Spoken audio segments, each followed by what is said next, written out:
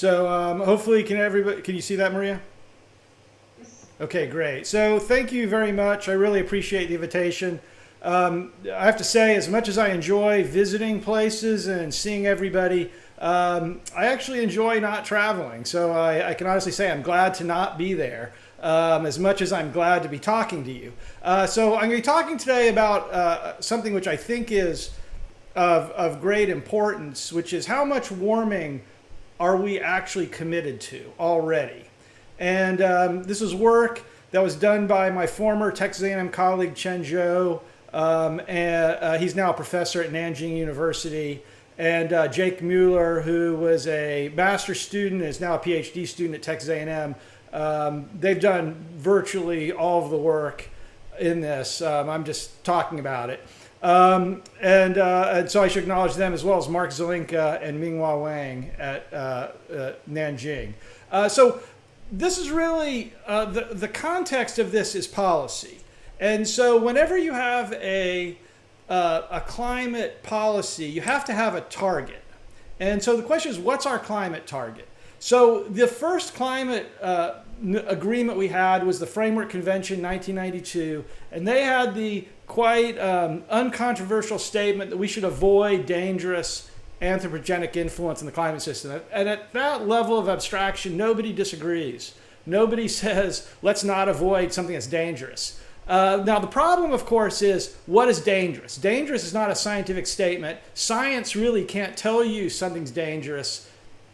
It's a value judgment. And I have to say, just to give you an idea of the disconnect that can come up with this, I remember talking to some people once and saying, millions of people could die if there's a drought and a heat wave and rainfall. And the person said, but that's out of 7 billion people. So trust me when I say different people have different views of what's bad. So the 2009 Copenhagen Accord was the first one that came up with an official IPCC UN Framework Convention number for dangerous. And that was 2 degrees Celsius. So they said we should avoid 2 degrees of warming.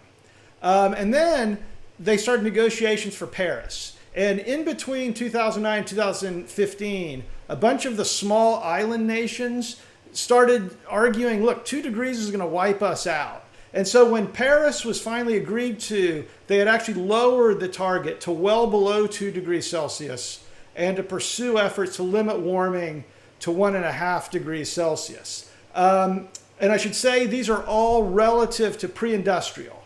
So given that, where are we now? Well, we've already warmed about 1 degree. So the goal's to limit warming to well below 2 degrees and hopefully get to 1.5 degrees. That is going to be extremely difficult. And it's difficult because there are lags in the climate system. And these lags arise for 2 reasons. One is what I'll call the economic lag. And that is we have trillions of dollars of infrastructure invested in fossil fuels. And it will take on the order of a decade, maybe 10 years, maybe 20 years, maybe 30 years, to rebuild our energy infrastructure into one that does not emit carbon. Over this time, we're going to be emitting. And so that is going to cause warming. So that's one lag, kind of steering the supertanker. It's going to take us a long time to go renewable. The other reason is a physics lag.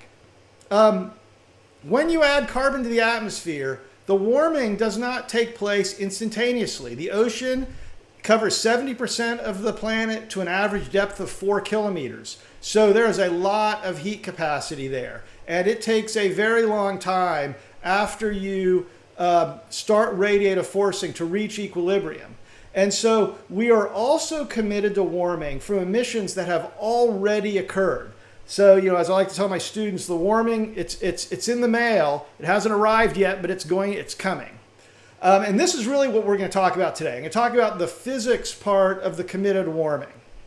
All right, so a little energy balance 101. For people that don't live and breathe energy balance like Maria does, what is it that regulates the temperature of the planet? So energy in comes from the sun, and the Earth, like all good black bodies, radiates heat to space.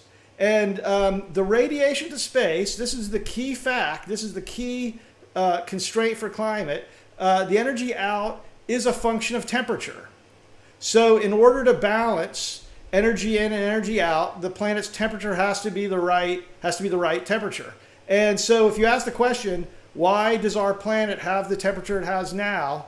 It's because that's the temperature that balances, or approximately balances in our case, energy in and energy out. So we can understand now, let's do sort of a little thought experiment. Let's imagine that energy in exceeds energy out for this planet. Sun gets a little brighter, something like that happens. So if energy in exceeds energy out, then the planet's accumulating energy. So it's a first law of thermodynamics problem. And that means the temperature is going to go up. As the planet warms, because energy out is a function of temperature, the energy out starts to increase. And eventually, the planet warms enough that energy in and energy out are equal, and the climate stops changing. And this is how climate change works. Humans perturb the energy balance of the planet by adding greenhouse gases, and the planet's temperature adjusts in response to that to try to reestablish energy balance. All right, so let me just show you a little cartoon that shows the same thing. So down here is energy in. So this is really radiative forcing. That's the way you can think about it. So it's an imposed perturbation on the energy balance due to human activity. That is going to drive changes in temperature. You'll see those over here. And the changes in temperature, because energy out is a function of temperature, you'll see that will change over here. So let's run this. And this is from a model run. And in the 19th century, there were a lot of volcanoes, which is why you get negative forcing. And then the temperature starts warming in response to positive radiative forcing. And the model stops in 2005. I've smoothed it, so the last year is 2002. And I should just say, I should acknowledge, this is ensemble member number 1 from the MPI Grand Ensemble. And so what you'll notice here, if you look, is that there is an energy imbalance at the end of the time series. Okay, so energy in exceeds energy out. Even though the climate has warmed, the climate has not yet reestablished energy balance. So let's ask where we are now. So this is 2018. Radiative forcing is about 2.4 watts per square meter. And energy out is something like 1.7 watts per square meter. So there's still, oh yeah, and I said the energy in is basically radiative forcing. There's still an energy imbalance of about 0.8 of a watt per square meter. So when we talk about committed warming, what is committed warming? We're asking the question, how much more warming do we need to erase this energy imbalance right here? So we want to warm the climate enough to push this bar so it's equal to this bar. And so that's the question we want to ask. Now, we could do a simple calculation, and we can say, well, we know we've warmed the climate about 1 degree, and we know we've wiped out about 1.7 watts per square meter of radiative forcing. So we can just use that constant of proportionality, and we can say, all right, here's what we know we've done. We also know we're forcing the climate at 2.4 watts per square meter. So if we multiply those, we should get a committed warming of about 1.4 degrees. And so you look at that and you say, well, that's good news, everyone. So, and I'll say, so this is from Futurama, of course. And I picked that out because every time the professor says good news, everyone, the very next sentence is terrible news. And indeed, the news is not as good as this at first may appear. Because you could look at this, you could say, well, we're under 1.5 degrees. We're under the Paris limit. But what I'm going to argue in the rest of the talk is that this is not the right way to calculate committed warming. And in fact, committed warming is much higher than this, as we'll show. Now, before we do that, though, let me kind of recast this in terms of the standard way that people talk about energy balance for the planet. So this term right here, this constant proportionality, is really the climate sensitivity, expressed just in different units than you normally see. You normally see it as warming per doubled carbon dioxide, which is warming per 4 watts per square meter. This is just different than that. And this actually is the reciprocal of climate sensitivity. But don't worry about that. This is the radiative forcing, okay? So it's delta En.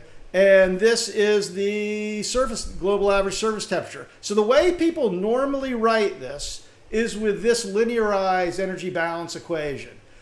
You've got the radiative forcing, delta E in, and then this is delta E out. This is the response. This is lambda, which is that constant proportionality. This is basically the climate sensitivity times the global average warming. And then the net of those two terms is the Earth's energy imbalance, EEI. It's also the TOA net, people call it TOA net flux, or it's delta E in minus delta E out. And so let's test to see if we can, let's use our best estimates of these things and ask ourselves the question, does this close the energy budget of the Earth? All right. And so the first thing we'll do is we'll take our estimate of forcing. And so this is watts per square meter, radiative forcing. This is year. So again, this is just delta E in. This is how we're perturbing the energy balance of the planet. And this comes from the IPCC. And I think, I used to think we had no confidence in it, but my confidence in this is actually increasing. I think this is probably pretty accurate. And you can ask me why I think that later. I won't go into the details about that. All right, so we know forcing. This is the lambda delta T term. So where do we get that? Well, we get lambda delta T by taking our best estimate of lambda, about minus 1.2. And again, this comes from various things, comes from models, also comes from paleoclimate estimates, comes from historical observations, comes from simple bottom-up assessments. There was a good paper in Reviews of Geophysics, a WCRP assessment of climate sensitivity. We're using a value very close to what they come up with. It corresponds to a climate sensitivity in units that you're probably most familiar with of about 3.3 Kelvin per doubled carbon dioxide. And delta T is the observation. So we can estimate this term using those parameters, and this is what we get. And I should say it's negative because the sign convention is positive fluxes are down. So this is energy, this term right here is energy being radiated to space, so it's a negative number. And then we can add these together and we can get what the net top of atmosphere flux is. Now this, before I say that, let me plot just this one term. So this is just the TOA net flux. And this we can compare to observations because we have Ceres data. Ceres is a NASA satellite. It measures TOA net flux. And then you can actually even go back to the 80s and look at data from satellites like IRBI. And this is what the data look like. And so it's kind of hard to see. So let me zoom in on the last 20 years or 30 years. And so the green line is the same line it was before. This is the reconstruction from our best estimate of all the values. This, I guess that's cyan, light blue, whatever it is. This is the Richard Allen long-term reconstruction, uses IRBI and uses an earlier Ceres version. And the red line is the latest Ceres EBAF. And what you can see is our best estimates don't do a good job of closing the budget. And it also does not simulate the internal variability. You see these large ups and downs, which are not reflected in our estimate of the TOA net flux. So this creates a problem. And it's a problem that I will show you later is connected to the committed warming. But the problem that, or let me put it a little differently. There are lots of things you could say are wrong. Okay, so there are lots of ways to solve this problem. And I'm not going to go over all of them, but what I am going to argue is that the main problem here is that we're assuming that lambda is a constant. And if you do that, then this ends up what you get. But it turns out that lambda is not a constant. And this gets into something we call the pattern effect, about how the pattern of warming can change what the radiative response of the planet. Okay, so let's talk a little bit about that. So here are two more members of the MPI Grand Ensemble. So these are models that were run over the historical period. This is the amount of warming. Don't worry about the actual amount, just look at the patterns. And they're the identical models. The physics is the same. The forcing is the same. The only thing that's different is the initial conditions. Now, these two look pretty much the same, so it's kind of hard to tell, but let's subtract them. And this is the difference. And so you can see there actually are some differences in there. In particular, let's look at two boxes. One over the West Pacific ensemble member. Whoops. Didn't want to do that. Ensemble member 1 has more warming over the West Pacific. And ensemble member 4 has more warming over the East Pacific. And this turns out to have a big impact on how the planet, the radiative response of the planet. So how does that work? All right, so let's think again, let's focus on these two boxes. Let's imagine these two boxes. And let's now look at them. Look at vertical profiles over those two boxes. You have a box in the West Pacific, a box in the East Pacific. All right, so here's what the temperature profiles look like. And this is just a schematic argument. No numbers, just concepts here. Now let's imagine we warm the West Pacific. So what is that going to do? So if you warm the West Pacific, you heat the entire column because this is a convective region. And so the heat is carried through the entire column. And in fact, it's going to heat the free troposphere throughout the tropics. So if you heat the West Pacific, you actually heat the free troposphere in the East Pacific because that region sees the surface temperature in the West Pacific. It's this temperature that regulates the temperature here on the other side of the Pacific. Now, if you look at the East Pacific, what's happening? Well, you've reduced the lapse rate because you've warmed you've warmed the atmosphere, but you haven't warmed the surface. So the lapse rate you've decreased the lapse rate, you've stabilized the atmosphere, and that will generate low clouds. All right, so that's one possible way to distribute warming. You put it in the West Pacific. All right, so now let's put the warming in the East Pacific. What's going to happen if we do that? Well, if you put the warming in the East Pacific, you warm up the boundary layer in the East Pacific, but you don't warm up the free troposphere. Because remember, the free troposphere in the East Pacific sees the surface of the West Pacific. And that hasn't changed. So the temperature here is basically fixed.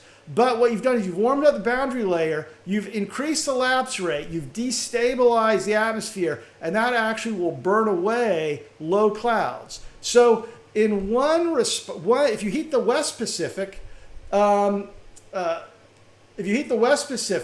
can't remember which one does which, but you will end up with less clouds in one region. You warm up the East Pacific, you end up with more clouds. Now, what's the upshot of this? The upshot of this is that there is a single value of climate sensitivity in this model.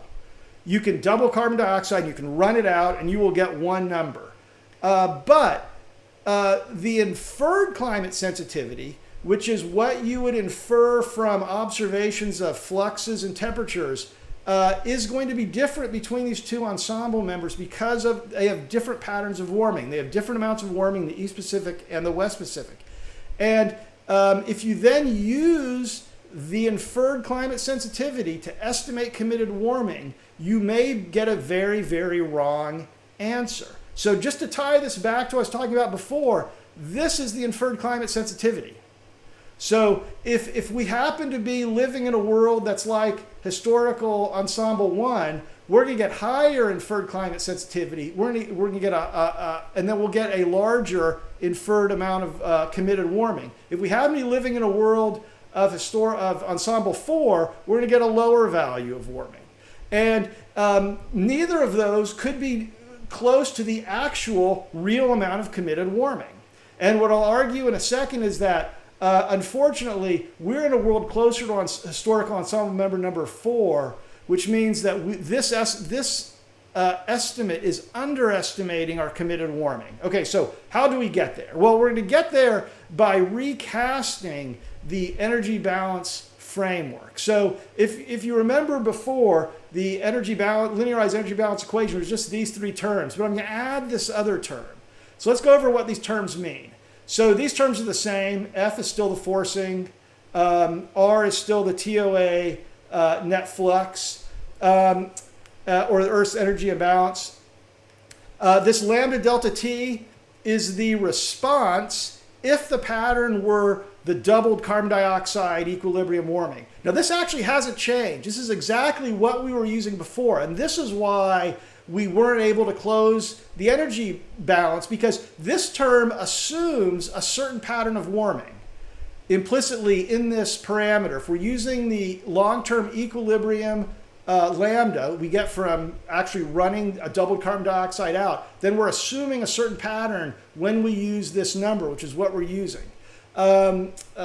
So in order to correct for that, we're going to add a term that's the pattern effect, essentially F sub P. And the reason we name it that is because you can think of it as a pseudo forcing due to the difference between the surface pattern that we have and the equilibrium doubled carbon dioxide pattern. All right, so if we happen to have a surface pattern of warming that looks just like the 2 times CO2 pattern, then this term is 0.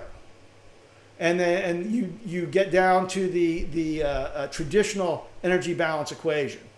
Okay, so how do we calculate? So we want to estimate what this term is. So how do we do that? So we're going to use what are called AMIP PI forcing runs. So AMIP runs are runs where the SSTs are specified to observations. So we're using observed SSTs in the model. There's no ocean model in this. The SSTs are observed. The land then adjusts to whatever the SSTs are. The forcing is 0 in this model because the atmosphere is constrained to stay at pre-industrial conditions. So there's no forcing. So then what you get out of this, is this top of atmosphere flux from the model run, which is the difference between these two terms. And this term we can estimate because we have a good estimate of what we think lambda is from various assessments. We can talk about that if people have questions about that. We have observed surface temperatures, so we can come up with what we think that term is, and then we can solve for the pattern effect. All right, so when we do this, what do we get for the pattern effect? And this is what it looks like. And this is from an ensemble of 10 different climate models, each running the same scenario, so it's not a single model. And they all roughly agree on the general shape of this, and the magnitudes aren't too far off either. But what you see is that if you look at the last period, say the series or period 2000 to 20, this only goes up to 2011, you can see that the pattern effect is about minus 0.6 watts per square meter. Now, just to make sure what that means if you took the same amount of warming that we have today, but you distributed it following the equilibrium pattern, then our top of atmosphere flux would be 1.4 watts per square meter instead of 0.8 watts per square meter. So let's look at this graphically. So this is what we think our present situation is right here. So this is the amount of warming we need to close for committed warming. But if we took the same amount of warming, but we shifted it around to what it would look like at equilibrium, this is what it would look like. And you can see the energy imbalance is much larger. So we need a lot more warming to close this energy imbalance and reach equilibrium with the radiative forcing that we already have. And so before we give you the bad news about what that means, let me just show you that we can now close the energy budget. And so this plot over here is the same plot I showed you before, where it shows you that this is the estimate of energy imbalance from our best estimate of everything. And then you can see it doesn't particularly agree well with the observations. If we use the forcing that we get out of the pattern effect, not the forcing, if we use the pattern effect we get out of the models, you can see we have very good agreement. And not only do we get the magnitude right, but we also, as you can see, we get this interannual variability right, which is really, to me, very convincing that we understand something fundamental about the climate system when we include this pattern effect. And that understanding the energy balance of the planet is not just a global average temperature issue, but it's also how the warming is distributed. All right, so let's talk about committed warming. So at equilibrium, your net TOA flux is 0 by definition, and the pattern effect is 0, also by definition. Remember, the pattern effect is the pseudo forcing you get when your pattern departs from equilibrium. But at equilibrium, your pattern is equilibrium, so that's going to be 0. So in that case, we can simply write F plus lambda delta T is 0. And then we can solve for delta T. That gives us the amount of warming. And then if we plug in numbers, for what we get today's warming, about 2.4 2.4 watts per square meter. Actually, I take it back. 2.4 watts is about 10 years ago. And then you have to add about 0.3 to that for the last... Anyway, if you take the right numbers and you plug them in here, and then you take sort of our best estimate of lambda, you get a committed warming of 2.3 degrees. So this is... what this says is that our best estimate of committed warming blows us through Paris.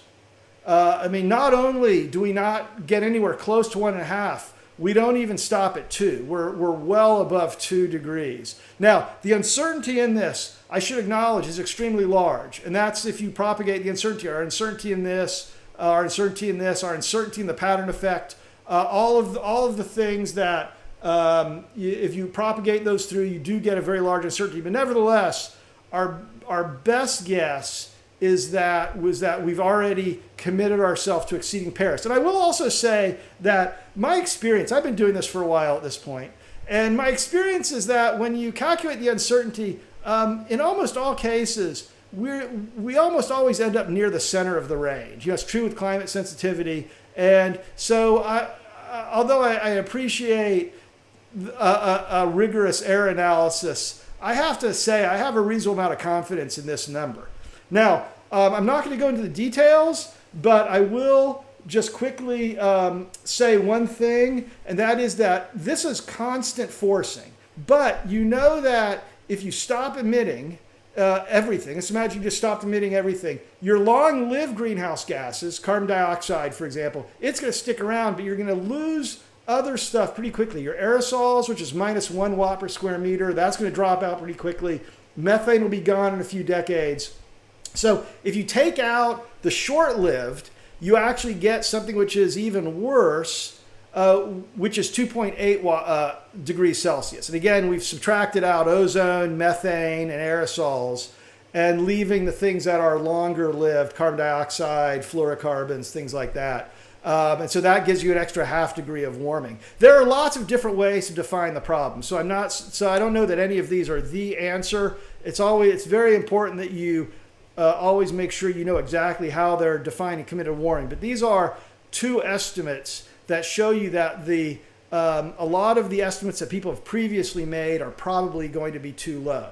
Now, it's easy to look at this and say, yeah, a lot of this is model results. I think models are bullshit. So the question is, in the last sort of 10 minutes, can we validate the existence of a pattern effect in observations? And the answer is, I think we can. So what we're going to do is we're going to calculate the cloud feedback in series data. So we do that by taking TOA flux measurements measured by series, and then we're going to derive our cloud, which is just the portion of the TOA variations due to changing clouds using radiative kernels and ERA 5 MET fields. And then we're going to calculate the cloud feedback. And in just the same way, this is the ratio of R to T, exactly the same way climate sensitivity is defined, except climate sensitivity is R all. It's the total TOA flux change, not just due to clouds. We're going to look at clouds because I'm not going to go into this, but it looks like most of the pattern effect is due to clouds. Okay, so we're going to take observations of from 2000 to 2017, and this is what the pattern of the cloud feedback looks like. Again, this is a series and reanalysis, and we're going to compare this to 26 CMIP6 control runs. The reason we're using control runs is most of the variability in the climate over the 2000 to 2017 period is due to ENSO variations and interannual unforced variability. There's not a huge climate trend.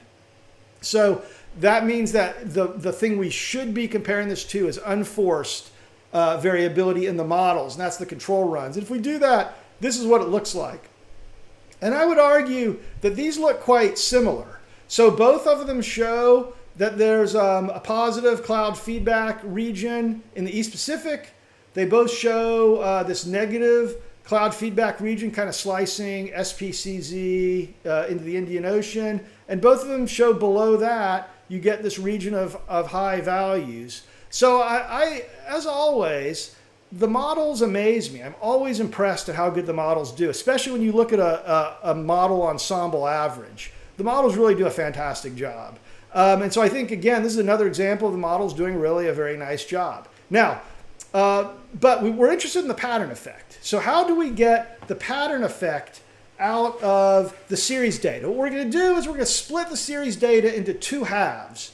And we're split into two parts. And we're going to calculate the cloud feedback for period 1 and period 2. And then what I'm going to do is I'm going to move this dividing line around until I find a dividing line that gives me a big difference between the two periods.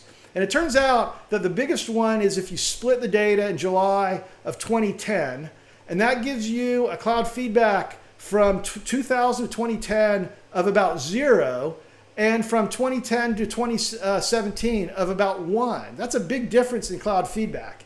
And this is actually, I should give credit to Norman Loeb. This is a similar approach to his paper, which came out in GRL about 6 months ago. So let's look at the cloud feedback patterns in those two periods. And actually, this isn't that interesting, but let's difference them. So let's take period 2 and subtract period 1 from it and look at the change in the cloud feedback over these two periods. And this is what it looks like. And what you see that there's a lot of action here in the East Pacific. This is where the cloud feedback, this is exactly what we're talking about. If you have this differential East Pacific, West Pacific heating, you get these big changes in, you get variability in clouds in this region. And then that then feeds back into your cloud feedback. All right, so let's compare this to models. So how do we compare this to models? Because we don't have any, so Norman Loeb actually used AMIP runs where they specified the SSTs, and I don't want to do that. We're going to use coupled models. And the way we're going to do that is we're going to take the control runs from the models. And this is 100 years of a control run. They're usually longer than that. But so what we do is we take the control model runs, and we split them into 10-year segments. And again, remember, the control runs have no forcing, so that's why there's no trend in this. It's just unforced variability. And for each 10-year period, we're going to calculate the cloud feedback. So we'll calculate a cloud feedback for this 10-year period, and then we'll calculate a cloud feedback for this 10-year period, and then we'll subtract them. And then we'll move to and that will give us one value of delta lambda cloud, the change in cloud feedback between consecutive 10-year periods. And then we'll go to the next 10 years and we'll do exactly the same thing. And so in a 600-year control run, we have 60 10-year segments, and that gives us 59 estimates of delta lambda cloud. There are 26 CMIP6 models, so we have a huge number of these estimates of delta lambda cloud. And if we plot up a histogram of what we get, this is what it looks like. So this is the the absolute value of delta lambda cloud on this axis. This is the fraction, it's a PDF. And again, it's a difference between consecutive segments. And this is the series value if we split the data in July of 2010. And that's about 1.2. And it turns out that about 3% of the delta lambda clouds from the models exceed the series value. And 5 or 6% are relatively close to the series value. So it shows you that the models are capable of generating changes that look in global average magnitude like the series data do. But the question is, what do they look like? What does the spatial pattern look like? So to estimate that, we're going to take all of the models whose delta, or all of the segments, all of the 20 years, 2 10-year segments, 20 consecutive years, whose delta lambda cloud falls between 1 and 1.5. So these are segments that have close to the series value. And that gives us 100 segment pairs. And let's plot up what the spatial pattern of the difference looks like. And if we do that, it actually doesn't look too bad. It's shockingly good, actually. You'll notice initially that you get this big maximum over the East Pacific. So the models are predicting that this is occurring in the same place that the series data are putting it. And you're also getting a lot of action in the southern, I guess that's the southern Indian Ocean. And then there's some differences, obviously. You're looking at a single ensemble member in the series data, and you're looking at 100 different ensemble members in the model. So you don't expect them to get every single aspect right. But nonetheless, what this tells me is that the models are doing pretty well overall. And this again gives me confidence we're probably going to end up reasonably close to committed warming of over 2 degrees. All right, so that basically, yes, my watch tells me I am done. I should wrap up. I always listen to my watch. So the conclusions are, first off, closing the energy budget for the Earth requires accounting for the pattern of warming. If you don't do that, it's very difficult to do it. Where the warming is occurring will have a big impact on the radiative response. Accounting for the pattern, committed warming likely exceeds 2 degrees Celsius. We're not 100% sure, but I would not bet on less than 2 degrees. If I had to bet my paycheck, I would bet it was over 2 degrees. Staying below the Paris targets, therefore, may require solar radiation management geoengineering, at least unless we can figure out some way to pull carbon out of the atmosphere at a really economic cost. On the other hand, if we have as many fires as we're having now, maybe that will reflect enough sunlight to offset the CO2, at least until all the vegetation burns. And lastly, comparisons of models to data show that the models are doing quite a reasonable job, I think, simulating the pattern effect. And I have reasonable confidence in this conclusion. And I will stop there, and I'm happy to answer any questions. Thanks.